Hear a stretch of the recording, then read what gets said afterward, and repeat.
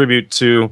So all of these things, all of these projects that we've since taken up, all incorporate the Trivium and Quadrivium because it is the foundation of gathering knowledge and understanding information, removing the contradictions before you pass that information on to others. So obviously this is essential to making sure that we're passing on clear and cogent information to others before, or so that we don't infect our downline.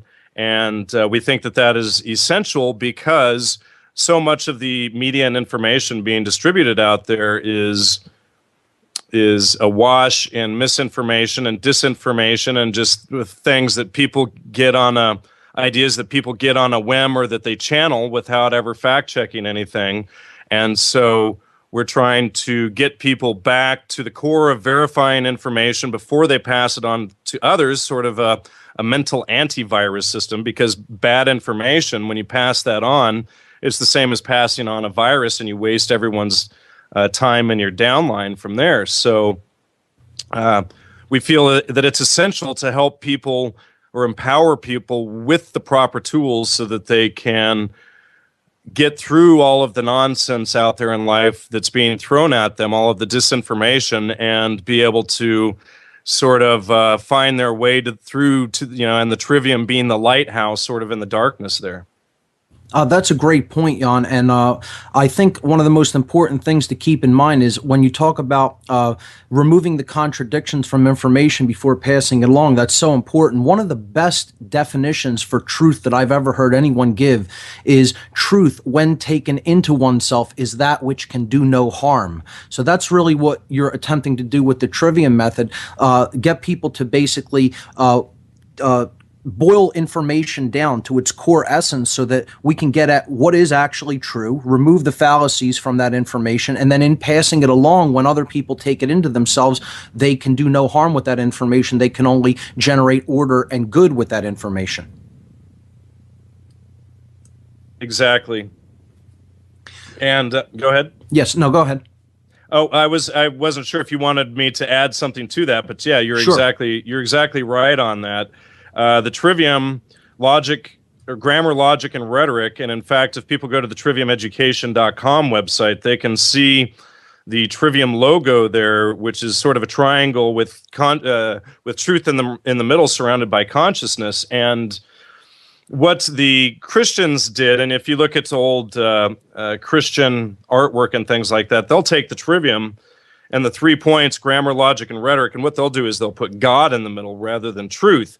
But we think that this really usurps the power of the Trivium, because rather than looking for truth in and of itself, you have to put your dogma, your religious dogma, before truth. So by putting truth there, we are looking for truth no matter what our predisposed dogmatic beliefs are. And so which it forces us to, or allows us to be able to question the veracity of certain things, of religious beliefs and things like that. Whereas if we put God or Deuce in the middle, whatever it may be, that prevents us from doing so, because we think, okay, well, I arrived at God, and here's this Bible that tells me what to think from here, so that's the end of my search. And by by putting truth in the middle, truth becomes the ultimate search rather than some predisposed religious belief. I couldn't agree more, and I think that's what this is all about, ladies and gentlemen. Solutions-oriented approaches. How do we need to shift our focus when it comes to teaching ourselves, when it comes to true learning and a true classical education that is different from the indoctrination system that we've been given as part of the public school system here in the Western world, and in fact throughout the world for that matter. So Jan, you were one of the great speakers at the Free Your Mind conference back in April. You spoke on Sunday, the second day of the Free Your Mind conference, and you gave a presentation there which absolutely blew a lot of people away. It was called the Trivium Meme. I thought it was one of the hardest hitting presentations at the Free Your Mind conference. Can you tell the listeners a little bit about what that presentation was about? Well, it was really excuse me, it was really about the Trivium itself, and just trying to give people an understanding of gathering knowledge and information and understanding how mind control systems work, and using the Trivium as a method to see through those mind control systems and properly process information. We're trying to teach people how to install a system into their own minds that properly protects them from bad information. Like you mentioned, the logical fallacies, being able to spot the fallacies and things like that. Unfortunately, we didn't have the time to go into some of the logical fallacies during that lecture, but it was really just, a foundational understanding of the trivium in as short and quick a time as we could possibly give it. And I apologize for stuttering so much for those of you who've managed to sit through the video on that. Oh, no, I think it is a fantastic presentation, and I think everybody should definitely check that presentation out if you have not seen it already. You can go to freeyourmindconference.com, click on Jan Irvin's name under the speaker list, and watch the entire video for free. It's posted up to YouTube as well. And right, it's also on the Gnostic Media page under videos or under Trivium Study if people can get there quickly as well. Great. All of the videos on the Free Your Mind conference have been posted and are free for everyone's viewing and downloading. If you haven't checked that site out, be sure to do so. Jan Irvin, once again, one of the great speakers at that conference. Let's talk a little bit about logical fallacies, Jan. I'd like to talk about the word fallacy itself for people who may not know the etymology of the word. It derives from a Latin word, follow, a verb, follow, F-A-L-L-O, fallere. And this word means in Latin, the meaning of the word is to deceive. Yeah, to deceive or to lie, correct. That's right. This gives a whole new meaning to the term fall of man.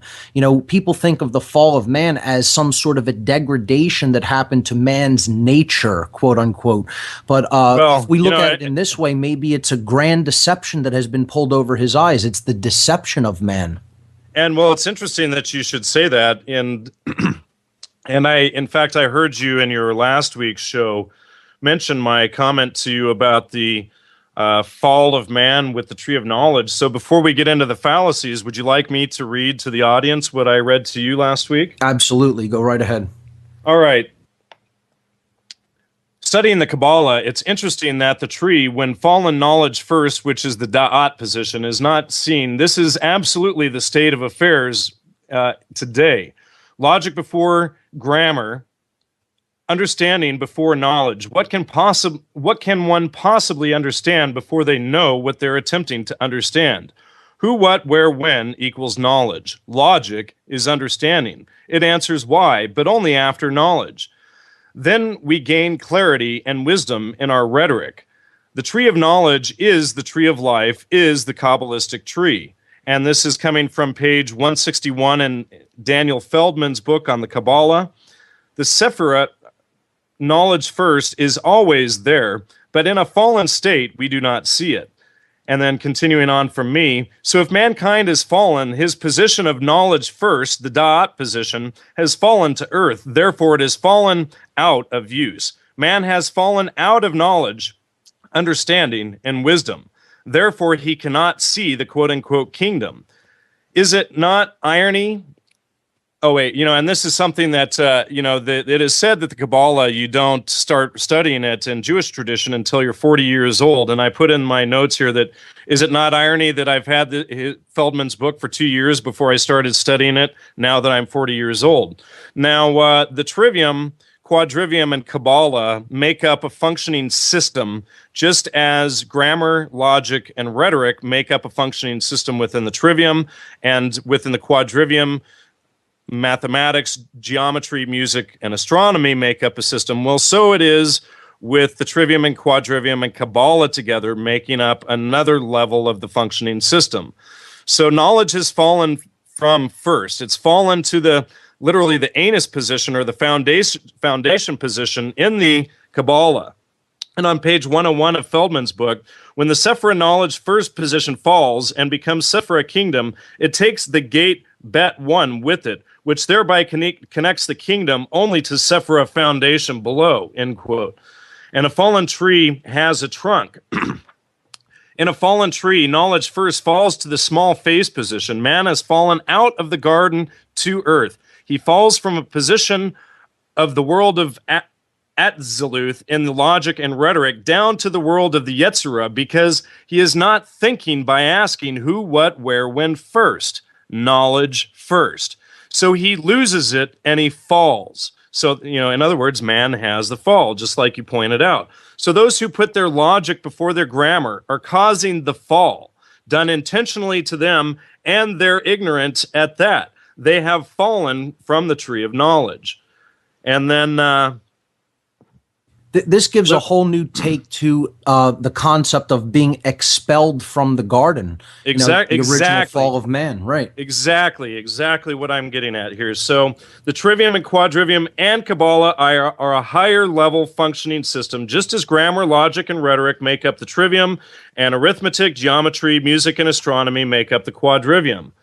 And let's see. And then just a couple of side notes that I put here. When I've finished filling out the tree, I have gained knowledge, understanding of wisdom, which should open up the crown gate. Those who do evil purposefully use the tree to keep people in the lower levels so that they can manipulate them for personal gain. But this brings the whole of the world down with them. That is the entire role of the occultation of knowledge to begin with. The occult in general is about secrecy, is about keeping secrets, keeping knowledge from people so that they cannot develop it into understanding. Right, and the irony of that is these people that do that, they not only keep those who they wish to control below them, but they keep the whole of humanity, including themselves, from reaching a higher state. Exactly. That's exactly right. So in their own ignorance and selfishness, not only are they hurting the rest of us, which is all they and their narrow-minded perception can see, but they're hurting themselves. And that's the pathetic part, is they think that they're one-upping, all of us in their own self-gain, but they're literally hurting themselves and everyone else as a whole. Exactly. Absolutely. I couldn't have said it better myself. I mean, that is exactly what these dark occultists are doing in their short-sightedness. You put it beautifully. I'm your host, Mark Passio. My website, whatonearthishappening.com. Our special guest today is Jan Irvin of triviumeducation.com. In the last segment, we were getting into some of the esoteric meanings of the fall of man and how this relates to man being deceived and falling from a place of knowing, a place of having knowledge, and that knowledge being occulted and kept hidden from humanity as a whole. So, Jan, let's get back into what led us into that brief aside there when we got into some esoteric concepts and the Kabbalah as related with the Trivium method. We were really starting to talk about logical fallacies because we brought up the derivation of the word fallacy. So why don't you talk a little bit about logical fallacies and how you can apply this technique of spotting logical fallacies to actually filter the information that is out there? Well, logical fallacies, as we mentioned previously, is from the Latin fallare, which is to lie or to deceive. So there's probably about 22 main fallacies that are known, but there are lists out there that include maybe 90 up to 200 different fallacies. But because humans are deceptive creatures, there's probably never going to be an end to the new methods of lying to one another that people will come up with. So it is important to be able to name the fallacies, because having the explicit knowledge of the fallacies enables you to take, when somebody's lying to you and having a funny feeling about it, to going to having explicit knowledge where you're able to identify the exact type of lie that someone has used against you, and you're able to express to someone else that lie and how it was used against you. So and effectively, when you are able to name each of the fallacies by name and explain what they are, this very act of having them memorized gives you explicit knowledge of the many different ways that are typically used to lie to you, or, and to other people. So, in other words, the better you get at this explicit knowledge of the fallacies, the better you'll be able to protect yourself and others downstream from you. And not only that, but the fallacies are not just used to catch lies coming in through your five senses from others, but it's also used to filter these same lies or fallacies out from your own thoughts before you spread information on to others. So it's equally important in two directions. And so to start off with some of the most common fallacies, most people have heard of an ad hominem fallacies. So like, let's say that, I'm talking about the Trivium and somebody comes up and says, well, Jan, anything that he says can't be true because he's just a neo-pinky liberal commie.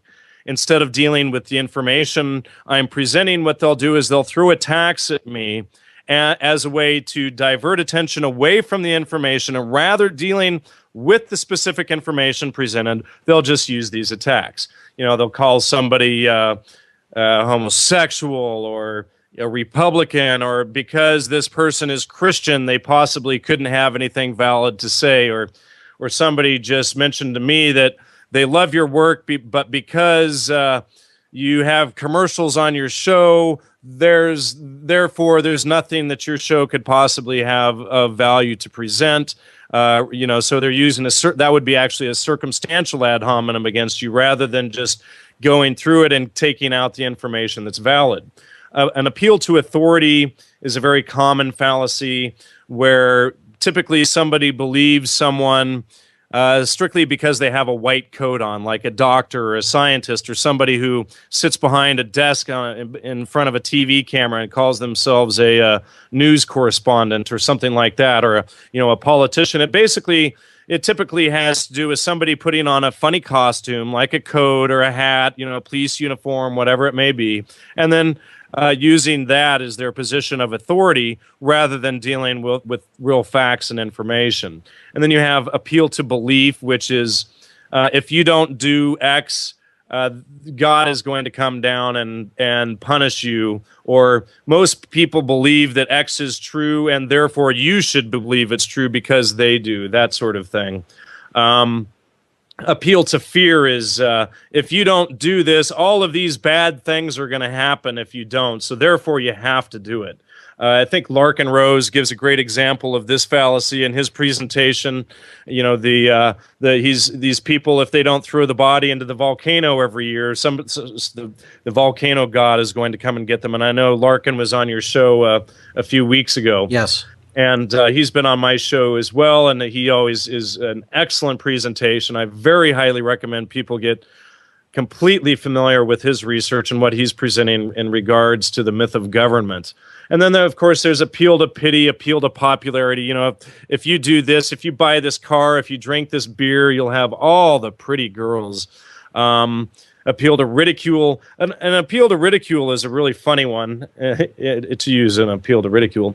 It's really you. Let's say you make a claim that and you present whatever claim in your evidence, and I say, well, Mark, your claim isn't true because, and that's all the evidence that I care to present. I just laugh at you.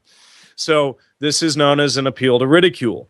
And it's a very common tactic. You'll see TV news pundits use this sort of thing all the time. A caller will call in with some real information, and they'll just, you actually think that this or that, or and that's all the evidence that, or that's all the backing that they'll use to refute the claim, which, these are just tricks. And begging the question, this is a very common one that Christians like to use. Let's say they're talking about something out of the Bible, and they say, well, I know this is fact because it was written by God. And you say, well, how do you know it was written by God? And they say, well, because it says so right here in the Bible. You can't use the same source that you're reading from as proof of the claim that you're making. And there are post hoc fallacies, such as a black cat crossed my path last night, and therefore when I tripped over the sidewalk and stubbed my toe today, it was because of the black cat. That's a post hoc fallacy. And there are misleading vividness. Another favorite that politicians like to use is the red herring fallacy. And the red herring fallacy comes from the old days when they would teach a hunting dog how to go after a fox. And what they would do is they would, while they were training the dog, they would take a fish or a herring, and they would drag the fish across the trail of the fox, and they would try and get the hound to follow the trail of the fish. So what you're doing is you're laying out an entirely different topic, and you're trying to lead that person off the trail of the original topic that they were pursuing onto this completely other, unrelated topic.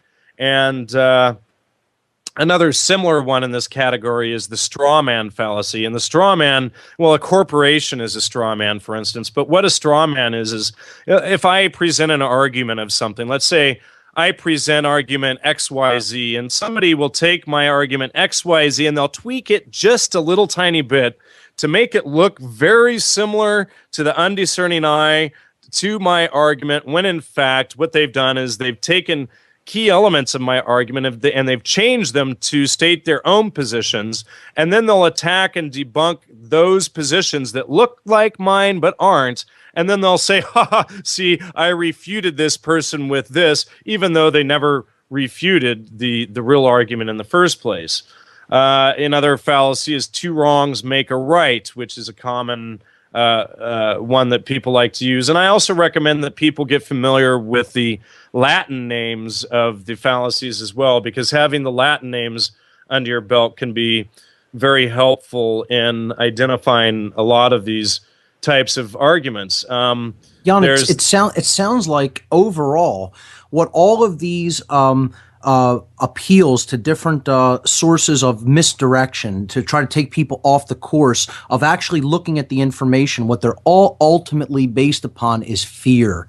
The same thing that creates all negativity in every aspect of any aspect of our lives. Fear or emotion in general, because some of these are like, an appeal to popularity isn't necessarily appealing to fear. You're saying, hey, if you do this, that hot blonde over there is going to come over here and she's going to take care of you, that sort of thing. So it's not really, all of them aren't necessarily working on fear, but they are working on different aspects of human emotion. And if those aspects of human emotion aren't understood, and in fact an explicit level of understanding placed on top of those emotions regarding the fallacies, so that when they come up, you can identify them. That's how this is used. And so when you lay out the Kabbalah tree, you can see how all of these different possibilities are right there.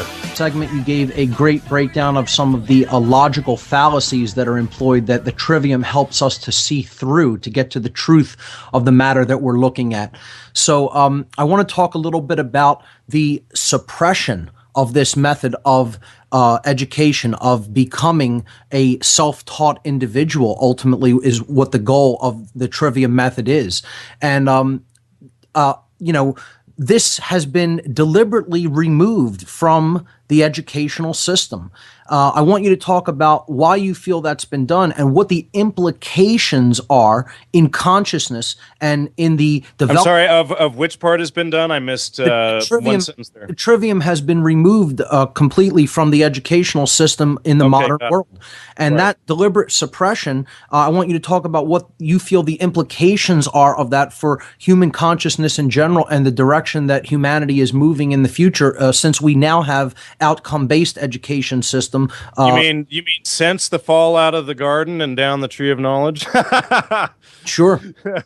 I mean, the implications of the loss of the Trivium in education and everything are so huge. It's inestimable, really.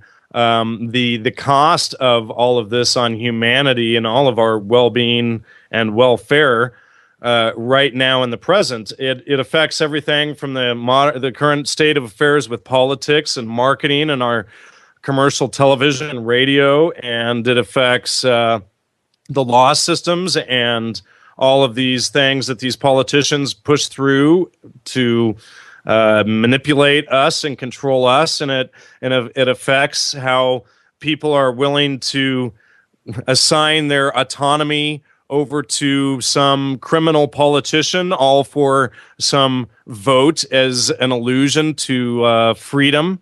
And rather than realizing that it's their vote that gives the consent to these criminals in the first place. And I mean, it affects people at the core level, because even bachelor's and master's degree students today that graduate from so-called liberal arts educations don't have the true classical trivium and quadrivium of the 7 liberal arts, and they still don't have the traditional means of critical thinking. So hold on just a second, please. Sure. It has a method, and as far as it's just breaking down people's ability to think, to interact with each other properly, to be autonomous, self-sustaining individuals, and take care of ourselves and our own lives, and not give our autonomy over to other people, as Larkin again so poignantly points out. And it affects us on a nutritional and dietary level, because we believe and buy into whatever they tell us on the mainstream media and the commercials and things like that, when this information couldn't be further from the truth. They want you to believe that animal fats and cholesterol are bad for you, and that everyone should be a vegetarian. And meanwhile, the brain is made out of cholesterol. And if you don't have animal fats, you can't reproduce. And when you plug in all of this population control and eugenics stuff, all of that plays right into this stuff. And I know that's going to upset a lot of your listeners significantly. So I do recommend people go on my site and listen to the 2 recent shows I did with Dr. Glidden and Dr. Wallach, just for instance, on those topics.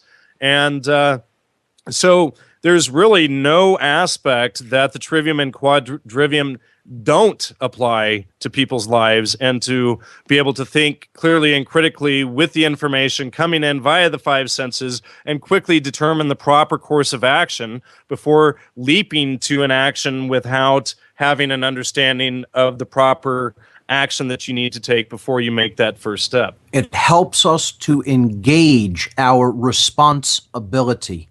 That's ultimately what the trivium does. It enables us to be prepared for whatever scenario comes our way. So great response there. I wanted to ask you about your take on homeschooling, and if what steps parents can take to ensure that their children will grow up with the trivium method in hand. Is homeschooling a must for that to happen? Well, homeschooling is not a must. It's certainly helpful. And in elementary school, the most important thing is for children to do mimetic learning in the first place. And so, they're not going to do too much damage to the children at the younger ages. It's when they get into junior high and high school that the real damage is done, when the kids really get frustrated with, with math and things like that, and not having a firm understanding of where or why things are being taught. And I've heard so many times, kids say, mathematics that's taught in high school and the like, that they would never have any use for it in real life, and what would they ever possibly use it for? And this is simply because they don't understand, because it's not taught in the context of the trivium of being able to walk outside into nature and see how leaves and plants and animals and everything out there is based on the Fibonacci sequence and the golden ratio and all of this stuff. So, as far as the education system and everything, it's well, I don't really know how to conclude there. I kind of lost my train of thought right there. Well, the basic question was, what role will homeschooling play? Yeah. And so, homeschoolers, it is, and I recommend, especially for people that can't handle the workload of it, to seek and find out homeschool groups, so that you're working with other groups of like-minded individuals that are trying to teach their children this information. And on top of all of that, there isn't really a good solid book out there right now to teach the trivium to children. There are a couple of Christian versions. Harvey Bluedorn has a a version of the Trivium, a Christian version of the Trivium out there. There's a Diane Lockyer or something like that as a Trivium book out there to teach the children Trivium. But these are very Christian slanted, and they tell the audience to omit specific researches and the like in their teaching the Trivium to children, which I completely disagree with. You don't limit and omit information, because obviously by doing that very act shows that you have an agenda to protect. But nevertheless, these sources out there do have valid information in it, and you do not want to kill the messengers. So what you need to do is, when you study these sources, you turn on your Trivium filter and you just spot those fallacies when they use them in those agendas and navigate around them so that you can get the value out of those teachings. And Harvey Bluedorn is probably the leader, publicly speaking right now, teaching the Trivium to children, whereas we focus more on teaching it to adults, which has been omitted from the education system for all of us. So there's a gap out there still that needs to be filled in both. And even the book The Trivium by Sister Miriam Joseph, that's been around since the 1930s. She was a Catholic nun, and that book is filled with her own agenda and things like that. So all of this stuff has to be taken into an account, and hopefully, sometime in the next decade, we'll begin to see books coming out that provide the real Trivium without any agenda, just laying out the facts and the truth without anyone's personal agendas caught up in there. And so far to date, as far as I know, for the last 2,500 years since the Trivium was created, there hasn't been one. Interesting. So I do want to get your take on some resources that people can get into to learn more about the Trivium. We'll talk about that a little bit more in the second hour. What we are going to do now is get ready to bring Bob Tuscan onto the show. He's going to be coming up in the second hour. Bob Tuscan, of course, one of the great hosts here on Oracle Broadcasting.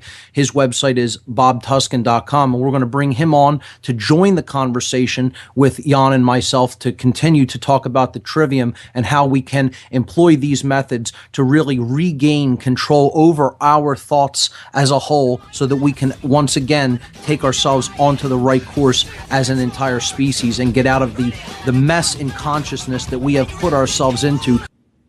Yeah, what's the name for that? What's the Latin wouldn't for that? Wouldn't that be sort of a straw man? Yeah, and I guess in a way it is. Yeah, exactly right.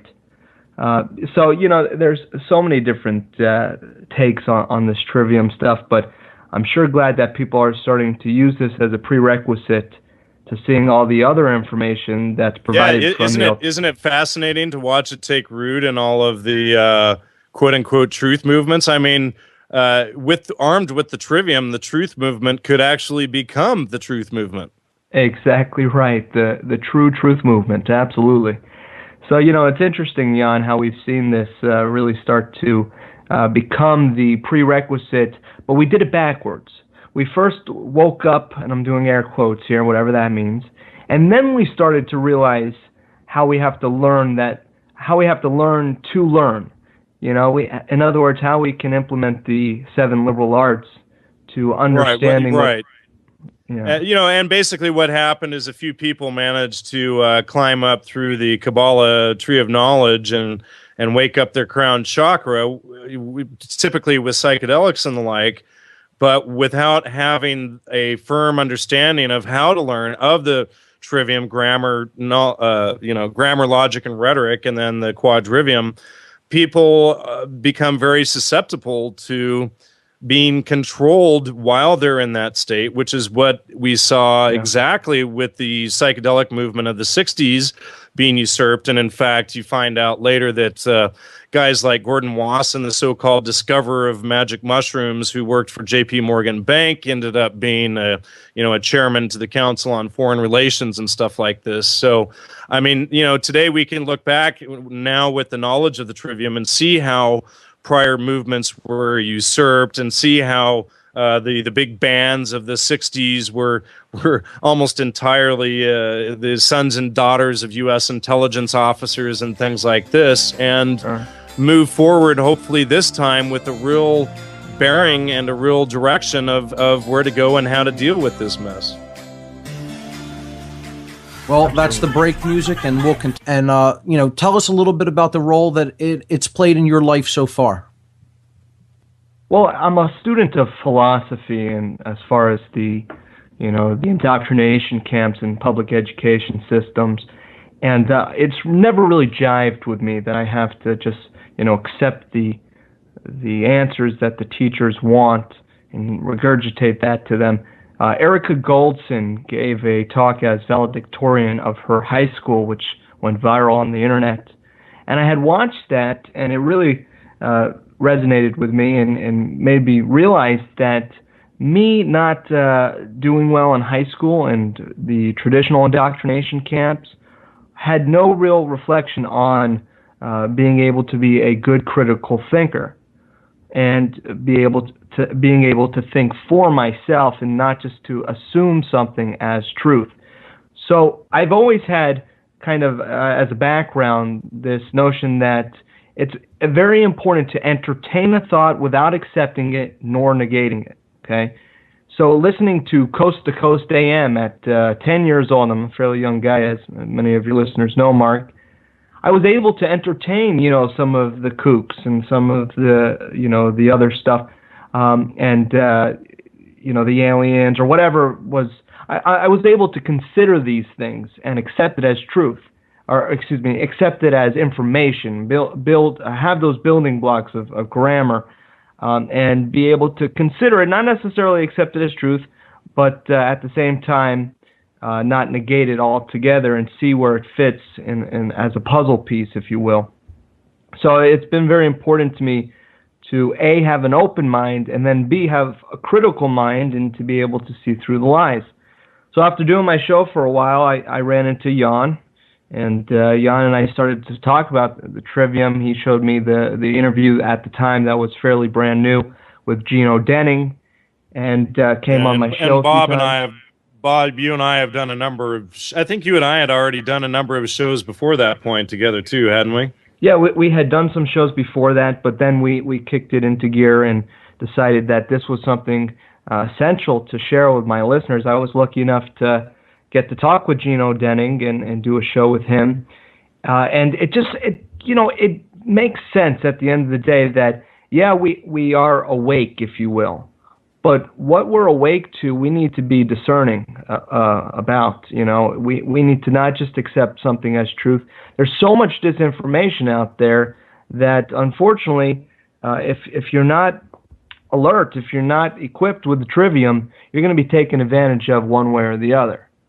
So that's why I started to implement this, to make myself a better thinker, to lend more credence to my shows and to my guests and the topics we talk about, but all the while still continue to keep an open mind. And that's kind of where I'm at right now is, I might not agree with all the guests that I have on my show, but I'm able to consider that. If we shut our minds, if we go into our reality tunnels, as the great writer from The Cosmic Trigger and other books, Robert Anton Wilson puts it, if we close off that reality tunnel to any other information and grammar, the building blocks, the first stage in the Trivium, then we're not able to process it and make any sense of it.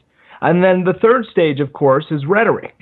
And that's something that I've always done. I've always naturally been an activist in a sense and taken what I found to be truth and be able to act on that and show the wisdom. And that's why my show is so solution-oriented, I feel, is because of that third stage. Yes, we can become aware of all these different problems, but at the end of the day, what we can do about it is, in my opinion, more important, and therefore we need to act in this third stage of rhetoric, if you will, with the proper wisdom to handle all of to put in place the things that have checked as truth or not truth after it goes through the process, going through the building blocks and then the logic stage. Once we get all those things together, we have to know what to act on and what not to act on. We have to decide, well, that's a relevant thing to deal with. That ranks here, therefore we need to put this initiative into action. Does that make any sense? Absolutely, and it really highlights your entire process here that you've laid out, highlights something that I talked about at the end of last week's show when I showed a picture of the human brain with the left and right hemispheres of the neocortex and explained sort of the process that we go through when we're engaging in the process of the trivium. When we take in the information at first, we have to be open-minded. That's a right-brained process. You have to take the information in from an eclectic... let me interrupt you very quick there, Mark. You should be critically minded, not just open-minded, because open-minded, you can allow yourself to be infected with things, but being critically minded, you're using the filter of the trivium and blocking the fallacies and junk from coming in, but still allowing the valid information coming in, and you're not dismissing things without studying them first. Sure. Well, what Bob was saying is, like, when he would listen to Coast, he would be able to remain open to some of the possibilities of these concepts, but then he would apply the logical reasoning methods to them and then remove fallacies from them to be able to determine what's true and what should be acted upon. That's a left brain. I just wanted to make a distinction between being just generally a lot of people sell the idea of open-minded, of accepting everything, right. So we need to be, I think we need to have a distinction and not just say open-minded, because open-minded, I think of a lot of people in the New Age movement that just kind of accept whatever, and so we need to be careful of that, and we need to remove the stigma away from being critical-minded and re-employ critical mindedness as a good thing, because when somebody says, "Oh, you're being critical," they usually say that as negative, and they also use like logic. They think of Dr. Spock, and that's not a good thing. Thanks to my friend George Clayton Johnson that wrote the first episode of Star Trek, right? So, we need to keep these things in mind when we're looking at this, so that we don't fall down those traps. And the same thing has been done to the word trivium itself. It's been trivialized, and the word liberal of the 7 liberal arts has been taken and spun into meaning tax and spend communist or something like that. So all of these things are terms that have been misused, and I think we just need to clarify them and be more specific when we use them. To quote myself from the Free Your Mind conference, I stated that an open mind without critical thinking is a programmable mind. And if you're tired of being programmed, be an open-minded thinker, but with the skills of critical thinking. You have to have both. The one can't work without the other. So it is, in a sense, good to be open-minded, and it's an essential part of taking that trip down the rabbit hole that so many of Mark's listeners have. You allow the information. You allow the information in and you pay attention to it, but with your filter and your trivium filter and your fallacy filter turned on. Right. Such that you can not necessarily prejudge it, but you can judge it as it is coming into your senses. There you go. Exactly. Right.